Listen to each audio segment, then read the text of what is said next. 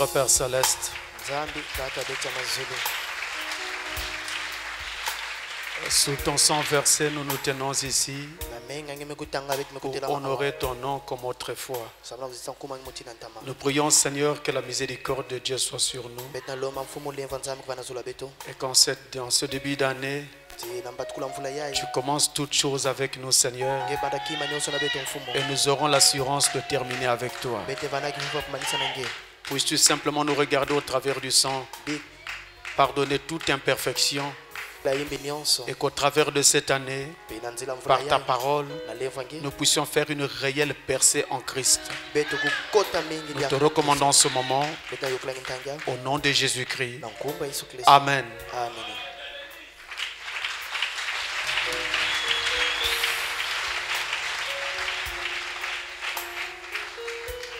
Je vous salue tous au nom du Seigneur Jésus-Christ. Ça fait une année que nous nous sommes vus. Alors nous allons commencer par nous saluer les uns les autres. On va se lever. Et si vous ne connaissez pas le nom de votre frère, vous lui demandez son nom. Si vous ne connaissez pas le nom de votre soeur, vous lui demandez son nom.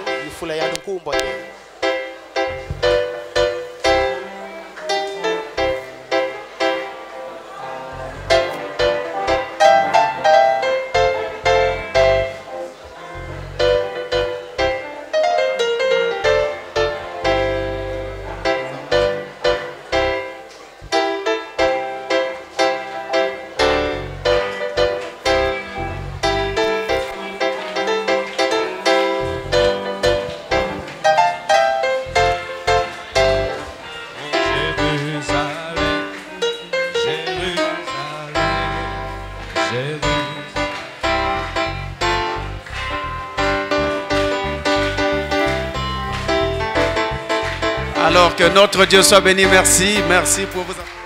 Alors pendant que nous sommes debout, restons debout, nous allons lire la parole. Nous allons lire la parole pendant que vous êtes debout. Dans 1 Jean au chapitre 4. 1 Jean chapitre 4. Le verset 17. Verset 17 et verset 18. 1 Jean 4, verset 17 et 18. Nous lisons au nom du Seigneur Jésus-Christ.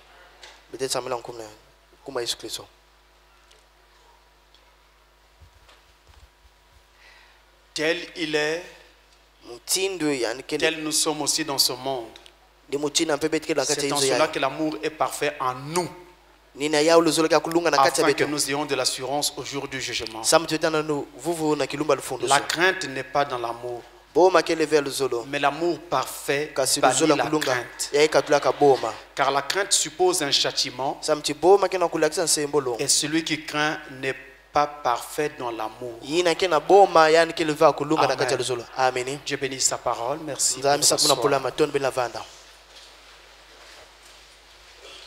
Et en ce début d'année, j'ai choisi de commencer l'année avec ce message que nous intitulons l'amour parfait. Parce que vous n'ignorez pas que nous attendons avec beaucoup d'impatience le retour du Seigneur, l'enlèvement. Et pour cela, nous continuons notre préparation avec détermination. Nous allons donc enseigner sur l'amour parfait. Et pour la leçon d'aujourd'hui, nous allons parler sur aimer. Juste aimer. Il est assez difficile de définir l'amour.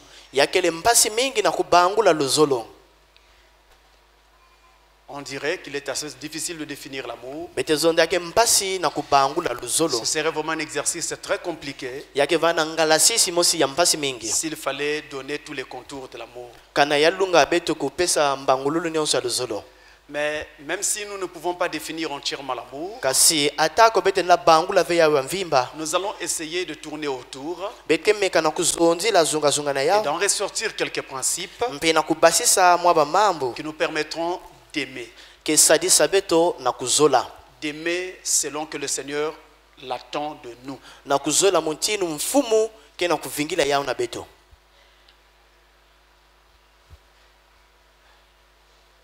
Mais si on devait essayer d'esquisser quelque chose pour dire un mot autour de l'amour, on va dire que l'amour est une sorte de passion. C'est une sorte de penchant ou tout simplement d'affection, de sentiments affectueux vis-à-vis de quelqu'un ou même vis-à-vis d'une chose. Mais que l'on parle de penchant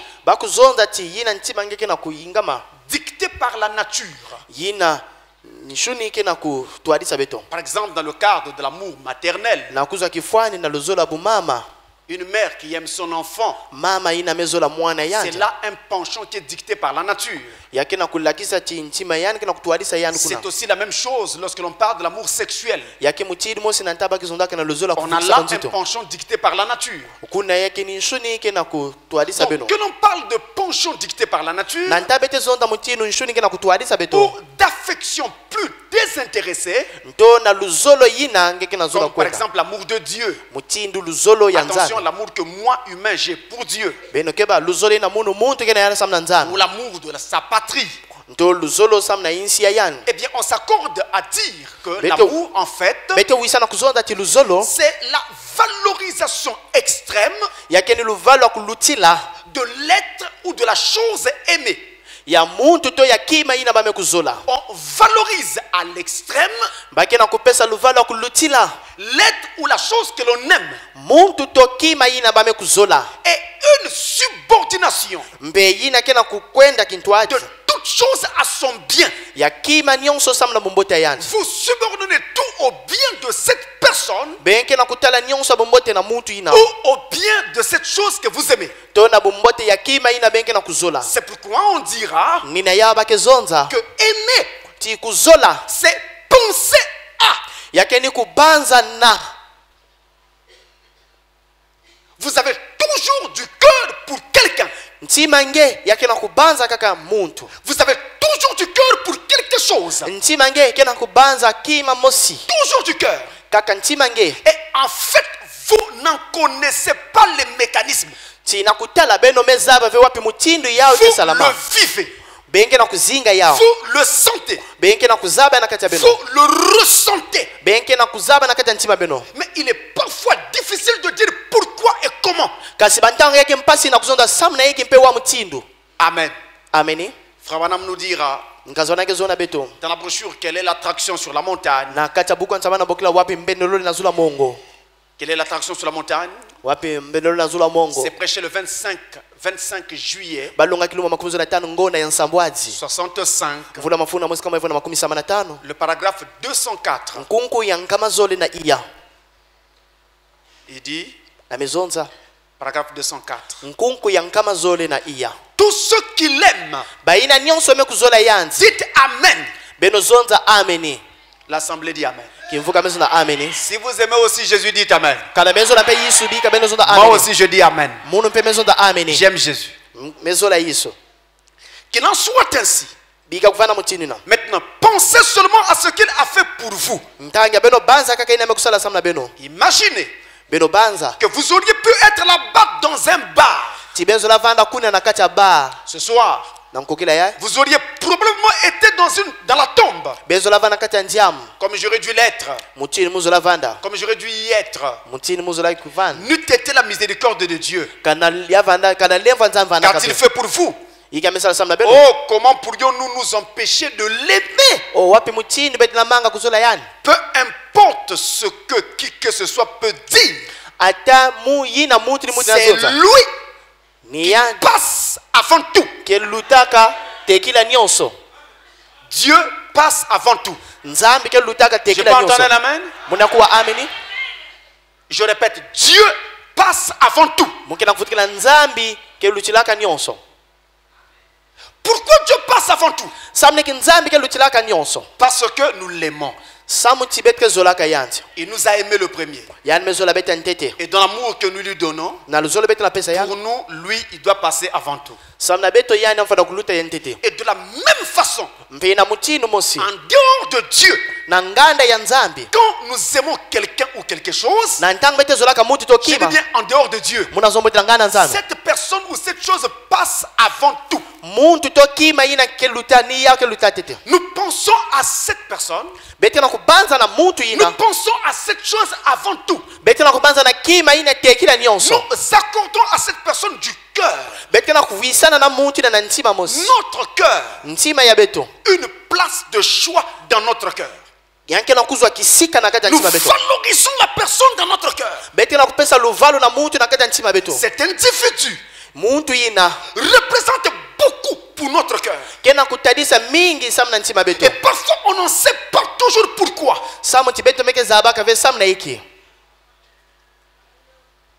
Mais il représente beaucoup. Alors il y a plusieurs sortes d'amour. Et on pourrait avoir de l'amour pour pratiquement tout et n'importe quoi. On peut aimer le sport. On peut aimer les jeux. On peut aimer la nourriture. On peut aimer tout ce que l'on veut. Et pour la plupart de ces choses, il y a un mot hébreu pour cela. Il y a aussi du grec qui accompagne. Mais je vous éviterai ça aujourd'hui. Si vous voulez avoir toute cette terminologie, référez-vous simplement à l'enseignement que nous avons donné à Dolisie en 2012 ou 2009, je ne sais plus. Et vous allez avoir toute cette terminologie. Moi, je veux aller droit au but pour cet enseignement-ci. Je ne voudrais pas vous garder longtemps. Écoutez bien, Fobana me dit dans la brochure Hébreux chapitre 6, deuxième partie. Hébreux chapitre 6, deuxième partie. Le paragraphe 257. Alors il dit, prenons l'esprit d'amour qui était la grande fontaine de Dieu, pure et saine. De là est venu l'amour perverti.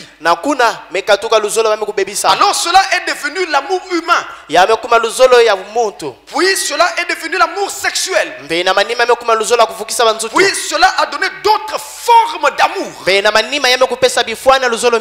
Des formes et des formes d'amour. Et cela a simplement continué à se pervertir pour aboutir finalement à la souillure. Mais toutes ces choses ont eu un commencement. Et un jour, cela retournera carrément à l'original, qui est éternel.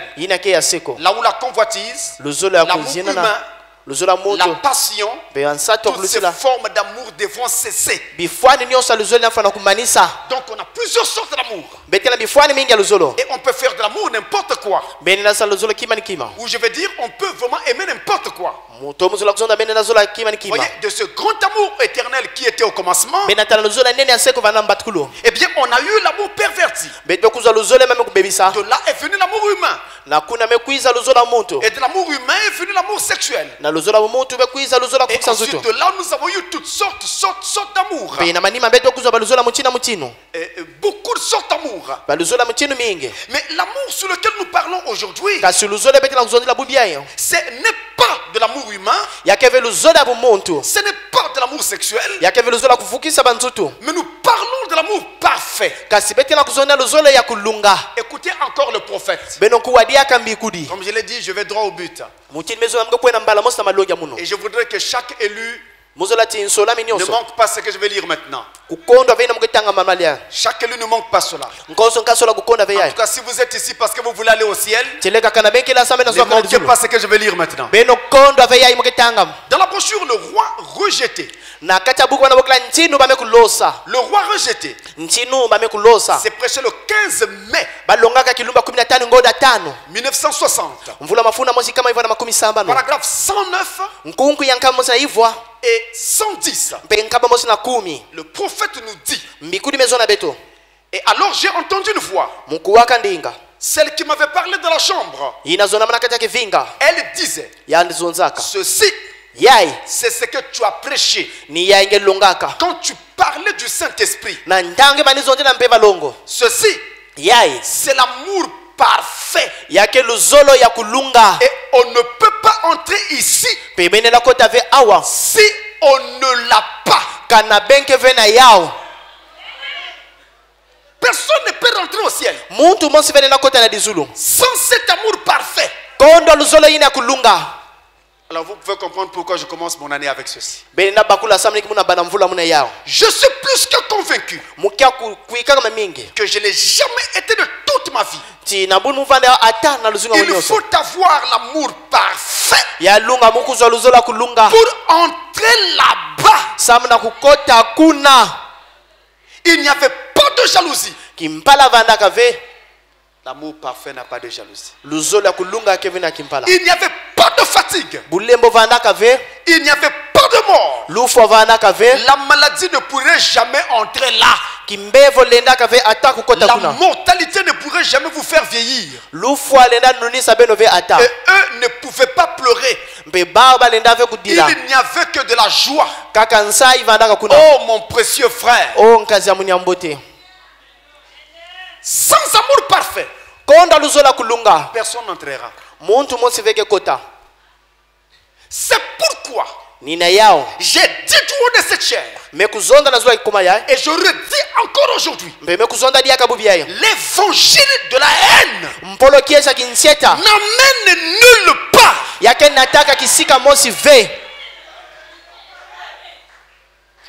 L'évangile de la haine vous bloque et vous ferme la porte du ciel.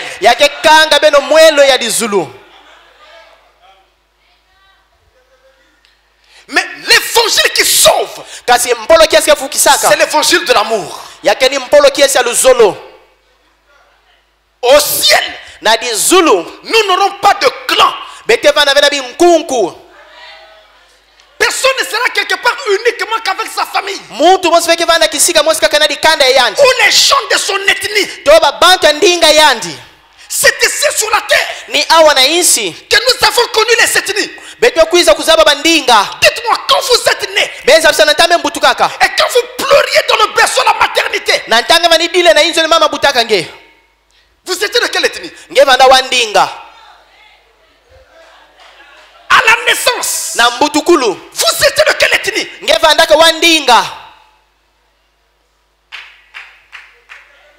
C'est après, en grandissant, que vous découvrez que je suis de telle ethnie parce que mes parents sont de cette ethnie-là.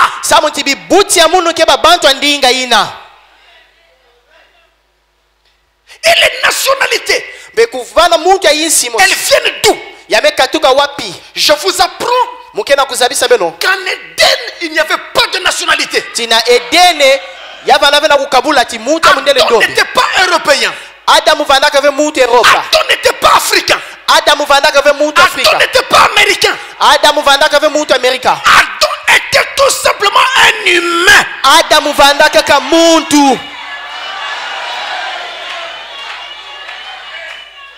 Adam n'était pas Vili. Adam n'était pas Larry. Adam n'était pas Bembe. Adam n'était pas Mboshi. Adam n'était pas Teke. Adam n'était pas français. Adam n'était pas anglophone. Adam était tout simplement un humain. Quelqu'un peut dire amen à cela?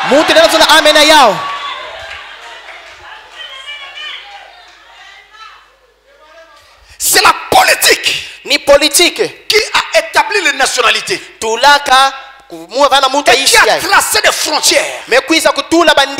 Si vous ne me croyez pas, dans les années 80, on avait une nationalité appelée Soudanais. Mais maintenant, nous avons une nouvelle nationalité appelée Sud-Soudanais. Qui l'a établi? Mais c'est la politique. Avant, ça n'existait pas. Ainsi, nous n'avons pas à nous fier à nos ethnies.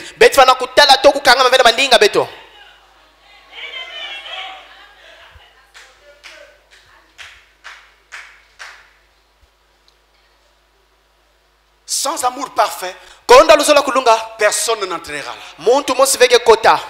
Et je voudrais dire encore ici que personne n'a un ciel à lui pour amener ses amis et un enfer pour précipiter ses ennemis.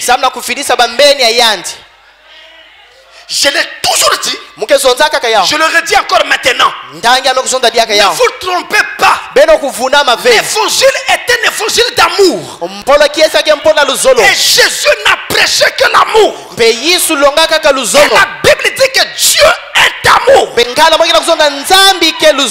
Bible ajoute, celui qui n'aime pas n'a pas connu Dieu.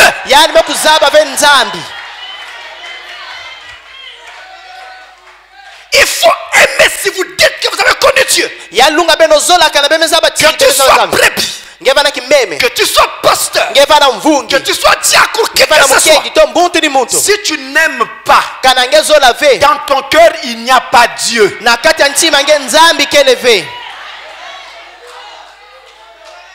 Non. Je ne le saluerai plus jamais. Je ne peux plus lui parler. Dieu n'est pas là-dedans. S'il était là-dedans, tu ne ferais pas ça. À la croix de Golgotha, on l'a cloué là. Et tout le poids de son corps tenait sur les pointes. On avait mis à ses mains et à ses pieds.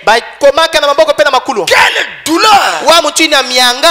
Sur sa tête une couronne d'épines qu'on avait enfoncé dans le crâne. Le sang jaillissait. Quelle douleur! Mais il a encore eu la force de dire, Père, pardonne-leur, car ils ne savent pas ce qu'ils font. Frère bien-aimé, vous qui avez l'habitude de dire, moi j'ai un petit cœur, j'ai un cœur très court, vous devez arrêter avec cette philosophie-là. Celui qui ne pardonne pas n'a pas connu Dieu.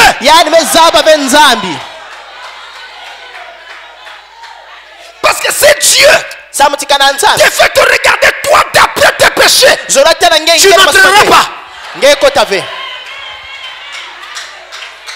Sur la terre, il n'y a pas quelqu'un qui est plus pécheur que l'autre.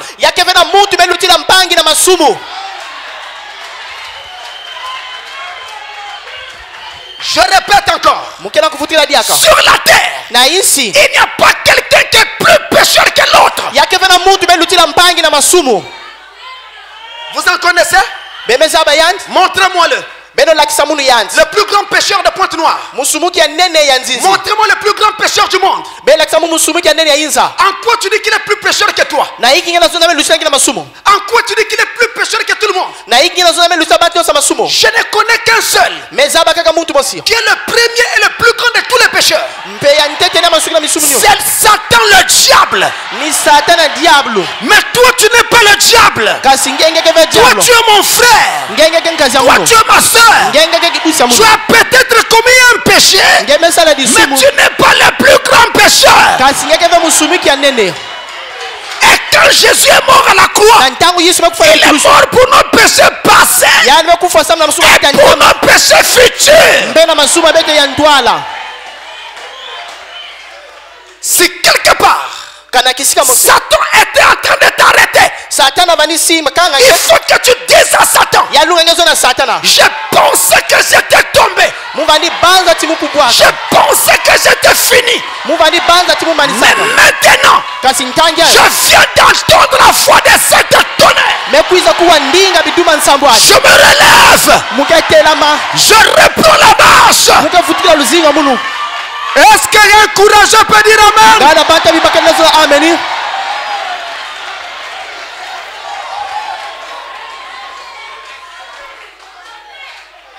Dans cette marche, mes amis, ce qu'il nous faut faire, c'est d'arriver. Nous ne sommes pas dans une compétition les uns vis-à-vis des autres.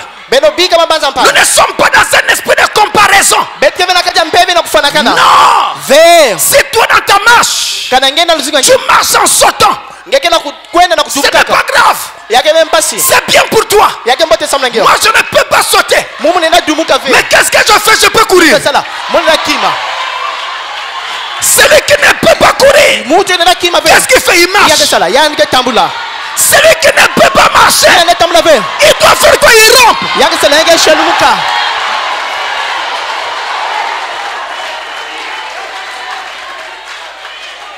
Même si j'arrive en retard, l'essentiel est que j'arrive.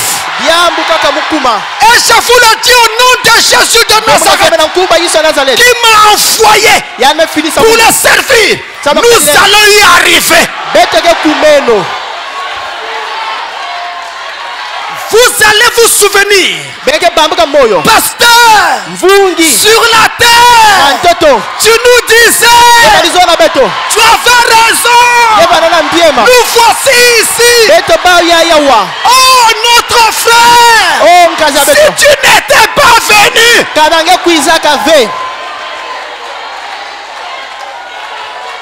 vous allez vous rappeler. Personne ne peut se sauver lui-même. C'est Dieu qui sauve. C'est Dieu qui nous sauve. Mais quand il t'a sauvé, il met l'amour dans ton cœur. Il te fait aimer ton frère. Il te fait aimer ta soeur. Je rappelle, Frère Branham dit, sans amour parfait, personne. Je ne connais pas le contraire. Et qu'un prédicateur ne vienne pas me dire le contraire. Ou je vais passer mon temps à m'asseoir, écouter un évangile où l'on prêche contre X ou contre Y. En quoi ça va préparer mon âme? J'ai appris que Pasteur Francis est devenu un sujet de prédication. Partout dans le monde, quand les prédicateurs montent à la chair, Pasteur Francis, Pasteur Francis, oh là là, ce n'est plus Jésus.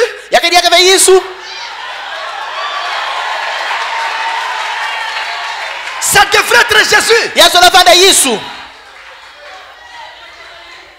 Pasteur Francis ne sauve pas. Ces brebis-là ne seront pas sauvées. Revenez sur Jésus, prêchez Jésus. Et dans le message, nous avons maintenant des inspecteurs. Vous dites une chose, l'inspecteur regarde. Est-ce qu'il a dit là c'est la parole? Vous faites une chose, est-ce que c'est la parole? Mais qui t'a établi inspecteur? Ce grade-là n'existe pas dans le message. Nous n'avons pas des inspecteurs, on n'a que des frères et des sœurs en Christ. L'amour.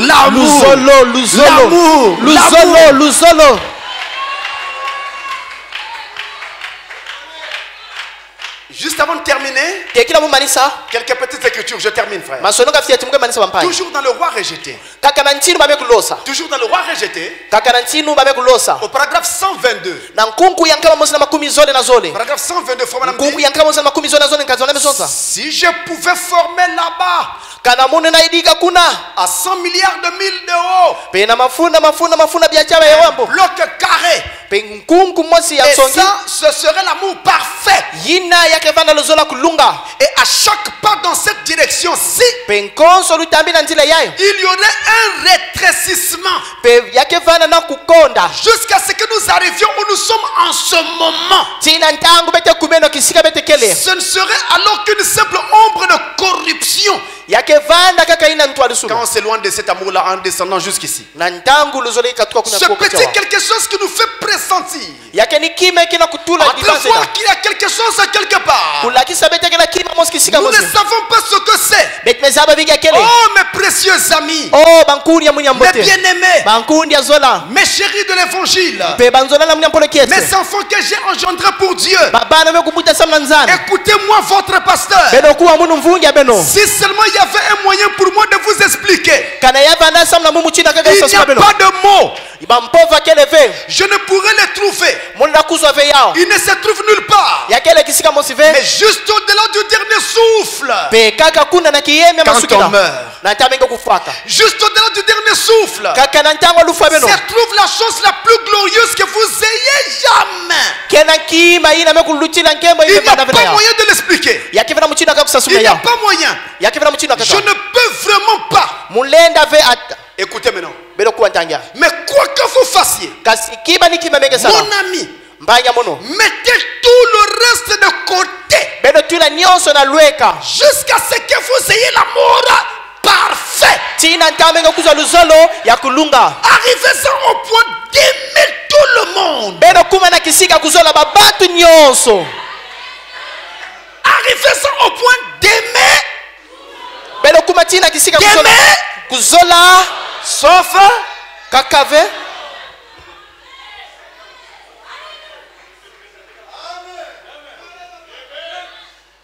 d'aimer tout le monde. Tous les ennemis. Bambeni nyonso. Ça y est là, ça y est là, ça y est. Yawina yakuna. Celui que vous appelez votre ennemi, Dieu veut que vous l'aimiez. Tout le monde, tous les ennemis, et tout le reste. Une seule visite là-bas a fait de moi un homme changé. Je ne pourrai jamais plus être le même frère Branham que j'ai été.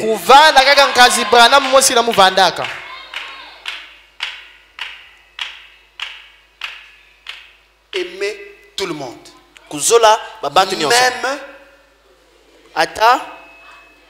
Même je n'entends pas. Même vous qui parlez là, quand on arrive sur le terrain, ça devient différent. Vous piquez une crise. Frère bien-aimé, je ne pense pas qu'il y ait quelqu'un qui porte de plus grands fardeaux que son conducteur. Tout comme moi, je ne peux pas avoir porté de plus lourds fardeaux que frère Branham. Parce qu'il est mon conducteur. Et frère Branham ne peut pas avoir porté de plus lourds fardeaux que Jésus. Parce qu'il est son berger. C'est-à-dire, si Dieu devait mettre quelqu'un à l'épreuve, les plus dures épreuves, c'est ce que subissent les conducteurs. Moi, depuis le départ, il y a des gens ici qui peuvent se rappeler. À l'époque, j'étais encore à Brazzaville quand j'ai commencé mon ministère. Une sœur va faire une vision. Il voit Jésus, couronne d'épines sur la tête, croix sur l'épaule, en train de marcher sur le sable péniblement. Et soudain l'image change. Ce n'était plus Jésus. C'était frère Francis avec cette même croix sur le même sable. Et la voix parle. Il doit souffrir pour mon peuple comme j'ai souffert pour lui. Depuis très longtemps.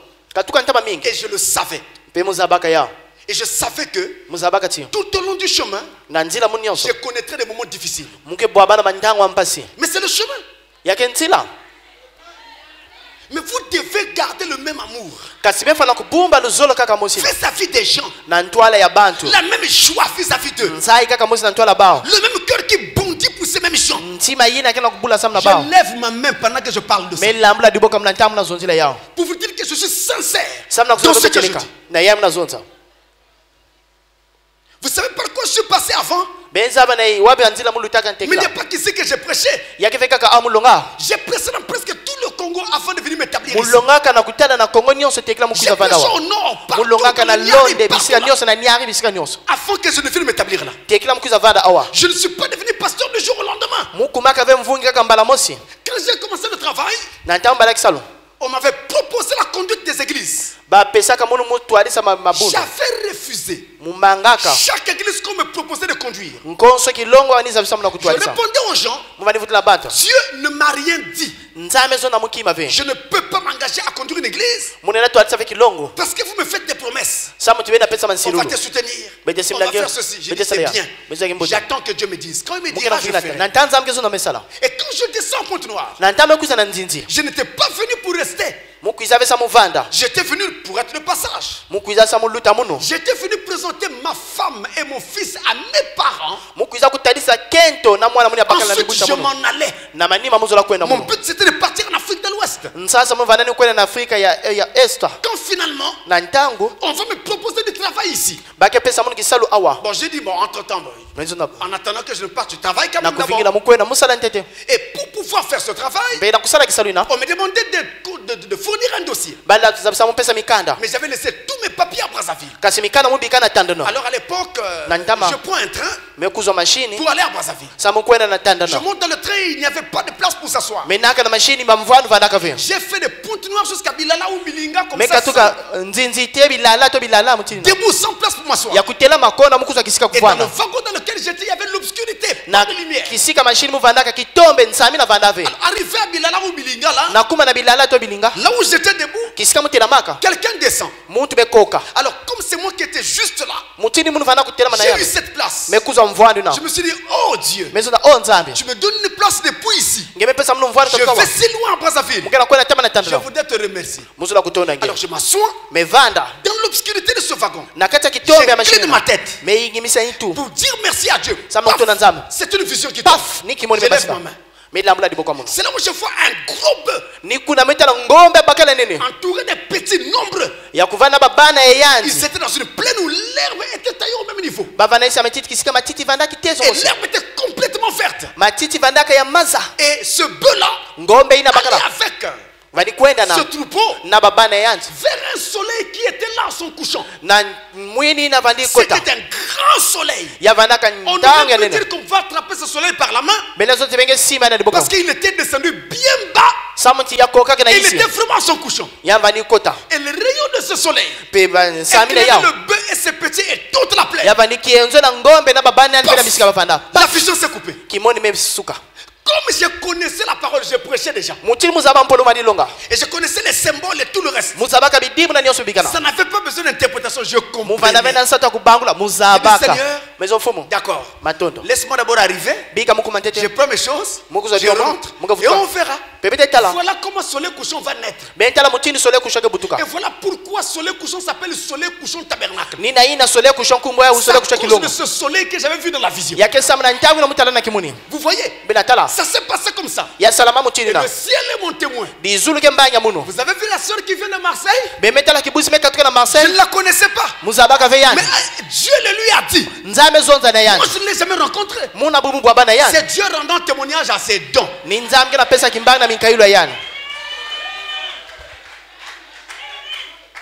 J'étais avec Frère Didas dans mon bureau un jour là. J'ai un ami ici qu'on appelle Frère Ben. Beaucoup le connaissent. Son beau-frère est venu nous rencontrer là. Il travaille un peu partout dans le monde. Il nous a dit, Frère Didas, il dit, pasteur, je ne comprends pas. Dans tous les pays où je vais, ton nom nous a déjà précédés. Les gens se rassemblent autour de tes vidéos. Ils sont les vidéos. Je me demande comment il faut pour les avoir. Ça, c'est lui qui le disait. Il dit partout. Il dit même dans les endroits où tu ne pouvais pas espérer avoir cette vidéo-là. Dans tous les pays là. Et il ajoute, à l'heure où nous parlons, s'il y a un prédicateur dans le message dans le monde entier qui est suivi partout, c'est toi, il n'y en a pas un autre. Faut dire, c'est vrai?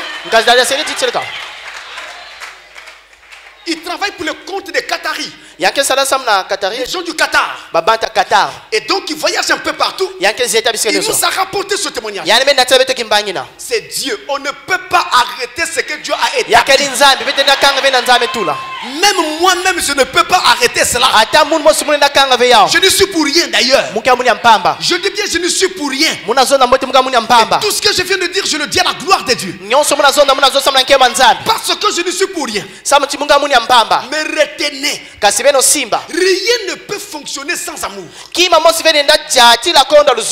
Madame dit, même un don que Dieu vous donne, il a beau être puissant, mais sans amour, ce don fera plus de mal aux gens que de bien. Il faut de l'amour pour qu'un don fonctionne correctement. L'amour est comme une sorte de graisse qui permet au don de fonctionner correctement.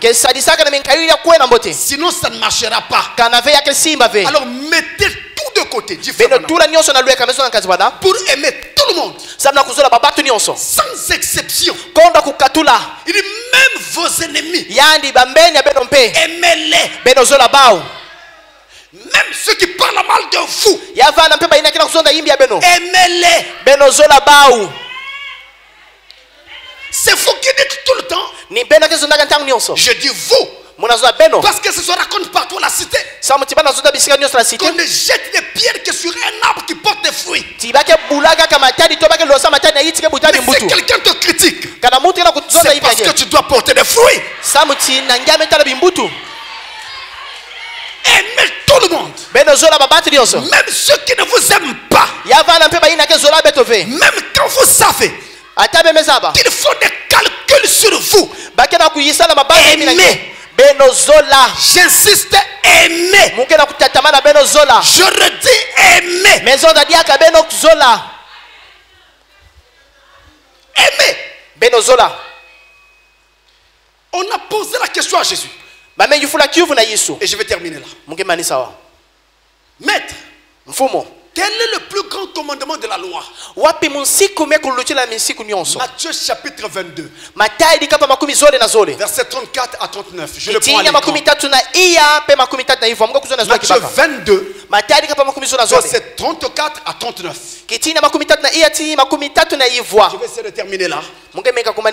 Il est écrit: les pharisiens ayant appris qu'il avait réduit au silence les sadducéens se rassemblèrent. Et l'un d'eux, docteur de la loi, lui fit cette question pour l'éprouver. Maître, quel est le plus grand commandement de la loi? Jésus lui répondit: tu aimeras le Seigneur ton Dieu de tout ton cœur, de toute ton âme et de toute ta pensée. Même dans ce que tu penses. C'est le premier et le plus grand commandement. Et voici le second qui lui est semblable: tu aimeras comme, en d'autres termes, ne fais pas à ton prochain ce que tu n'accepterais pas de te faire à toi-même. Tout le monde dit amen? Est-ce que tout le monde dit amen? Ça c'est dur, hein? Ne fais pas à ton prochain ce que tu ne voudrais pas qu'on te fasse à toi. Ne le fais pas. Ce que tu souhaites pour toi, souhaite-le aussi pour ton ennemi. Ça c'est dur. Qui peut souhaiter la prospérité de son ennemi?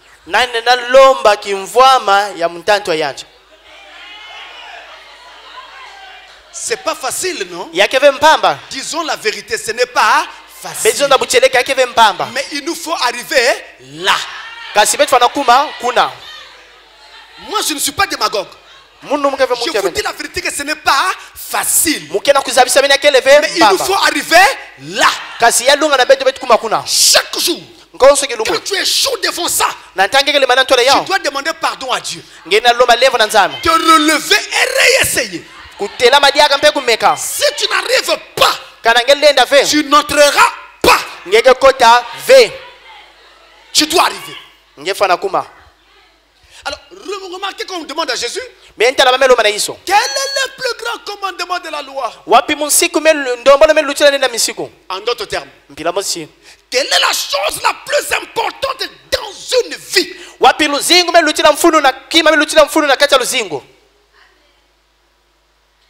En d'autres termes encore, quelle est la chose la plus importante que Dieu attend de moi? Jésus répond, aimer Dieu et aimer ton prochain. Deux personnes qu'il faut aimer. Dieu et ton prochain. C'est la plus grande chose dans la vie. Je voudrais dire que la vie sur la terre est comme une école où nous venons pour apprendre l'amour. L'amour de Dieu et l'amour de son prochain.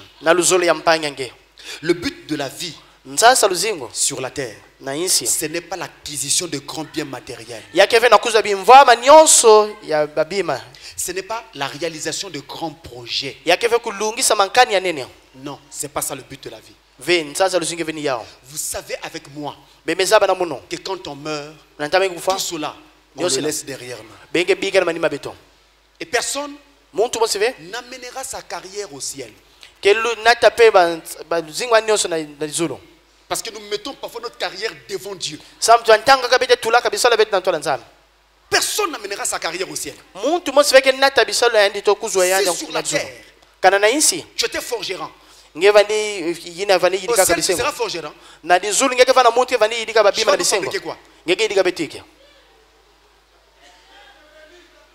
Si sur la terre, tu étais enseignant dans une école, là-bas tu vas enseigner dans quelle école? Personne n'amènera sa carrière au ciel. Personne. Personne non plus n'amènera sa voiture au ciel. Ou ton téléphone que tu aimes tant. Ou ta maison. Tu n'amèneras pas ces choses. Toutes ces choses sont des dons temporaires que Dieu te donne pour t'aider à passer ton séjour terrestre. Mais on ne doit jamais les aimer plus que Dieu. Jamais. Alors notre plus grand objectif, c'est l'amour parfait. C'est notre objectif principal. Je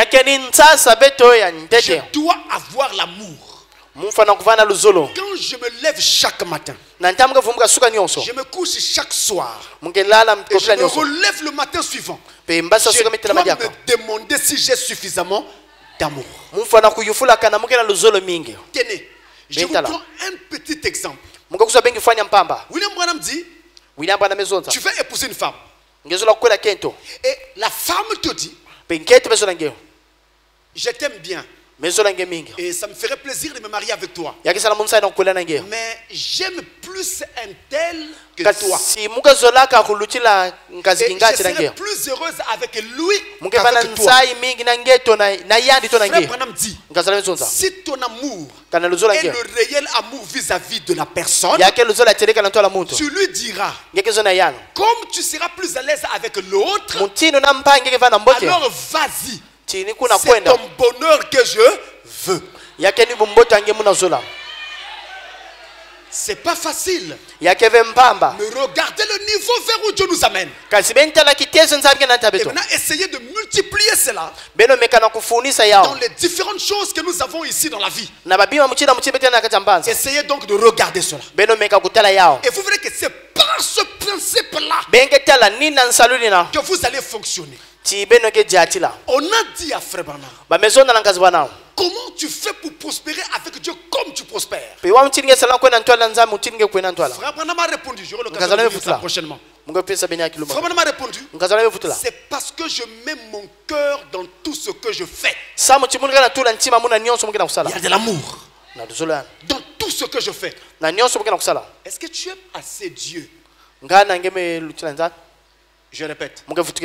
Est-ce que tu aimes suffisamment Dieu? Non. Je repose la question au ralenti. Est-ce que, tel que tu es là, tu aimes suffisamment Jésus? Que ceux qui aiment Jésus lèvent la main. Moi aussi je lève ma main. Baissez les mains. Baissez les mains. Toutes les mains que j'ai vues là, est-ce que vous êtes à jour dans vos offrandes?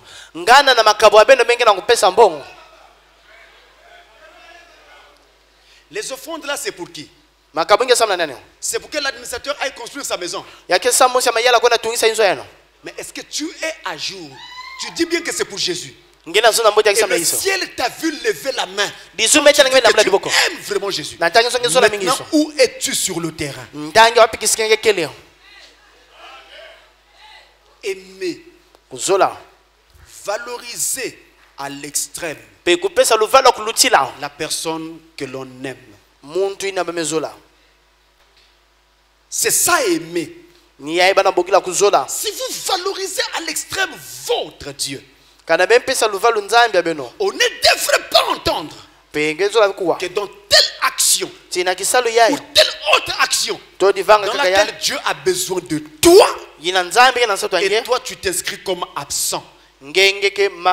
Ça ne se fait pas. Aujourd'hui, je m'arrête là en vous disant, selon Romains chapitre 5 verset 5, l'amour de Dieu est répandu dans nos cœurs par le Saint-Esprit qui nous a été donné. Si nous voyons cet amour, nous savons que vous avez le Saint-Esprit. Il y a même des citations de Frère Branham où il dit que la preuve du Saint-Esprit c'est l'amour. Quoi qu'il dise aussi, c'est l'obéissance à toute la parole qui est la preuve du Saint-Esprit. Mais il a aussi dit que c'était l'amour. À faire la différence entre l'amour fabriqué, l'amour humain, l'amour qu'on force, l'amour qu'on essaie d'imiter, avec le réel amour que produit le Saint-Esprit dans un cœur. Nous allons nous remettre au Seigneur.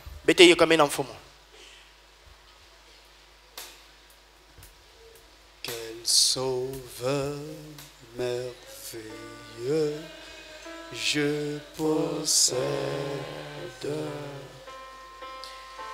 Il s'est sacrifié pour moi. Et ça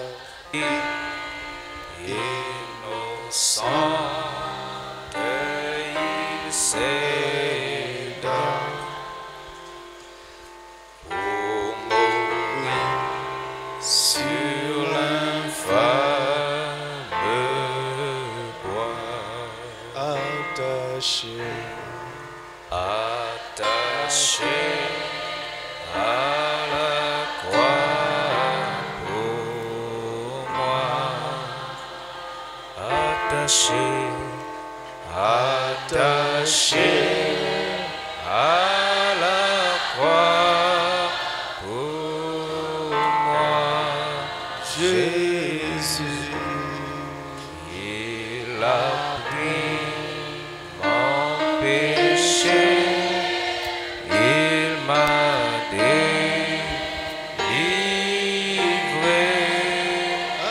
Attaché à la croix. Que chacun se le mette à Dieu en prière.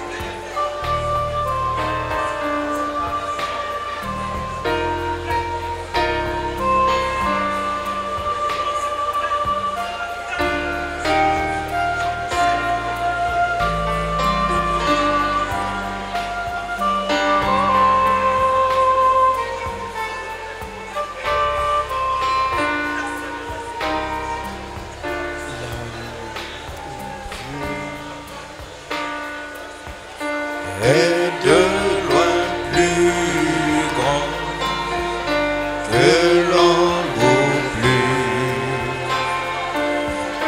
Le peuple dit, il va plus que la plus haute étoile, il atteint le plus bas enfer, le coupable,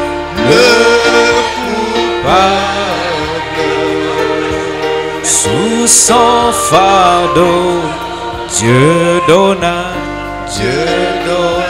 son Fils pour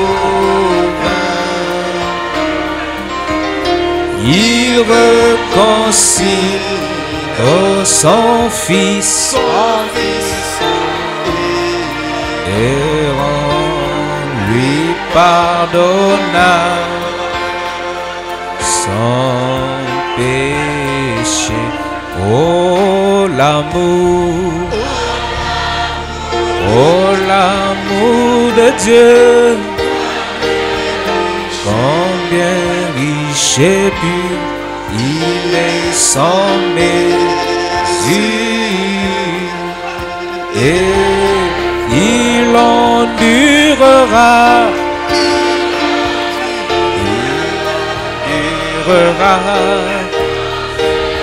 sans cesse toujours le chant des saints et des... Alors quiconque veut qu'on se souvienne de lui de la prière va seulement lever sa main. Cet amour, il nous faut aimer comme Dieu veut. Nous devons arriver à ce niveau-là. Prions. À toi, Seigneur notre Père, nous nous recommandons. Ta parole a été simple, c'est vrai, mais précise et profonde. Nous ne pourrons pas atteindre ce niveau par nous-mêmes, mais nous en comprenons la nécessité. Puisses-tu nous pardonner nos manquements et tous nos manquements, Père Céleste, en face de l'amour. De l'amour parfait, de l'amour divin. Permets-nous de trouver grâce à tes yeux pour être remplis de cet amour dans nos cœurs et que nous puissions mettre tout de côté jusqu'à ce que nous ayons cet amour. Seigneur, nous prions que cet amour parfait soit le principal objectif de chaque cœur.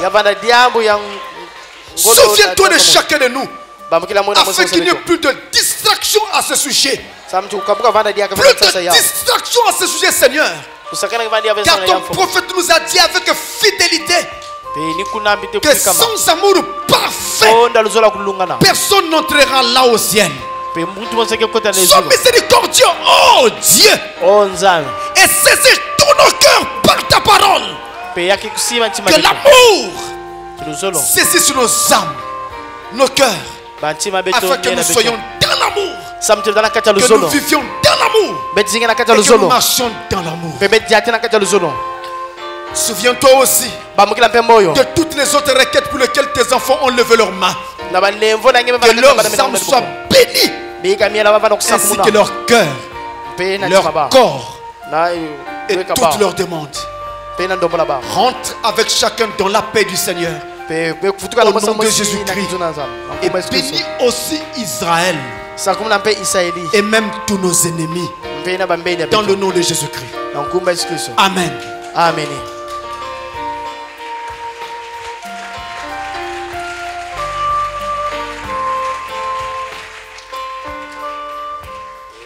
Si merveilleux l'amour de l'amour est si merveilleux l'amour de Dieu est si merveilleux.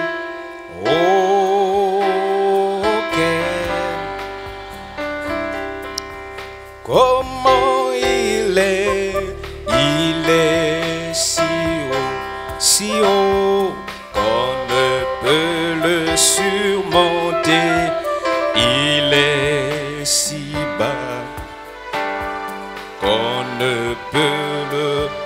il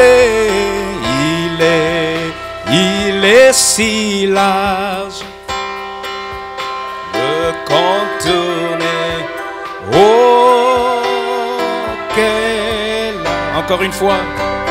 Oui, comment il est si haut qu'on ne peut le surmonter. Il est si bas qu'on ne peut le renverser. Il est si large qu'on ne peut le contourner. Oh,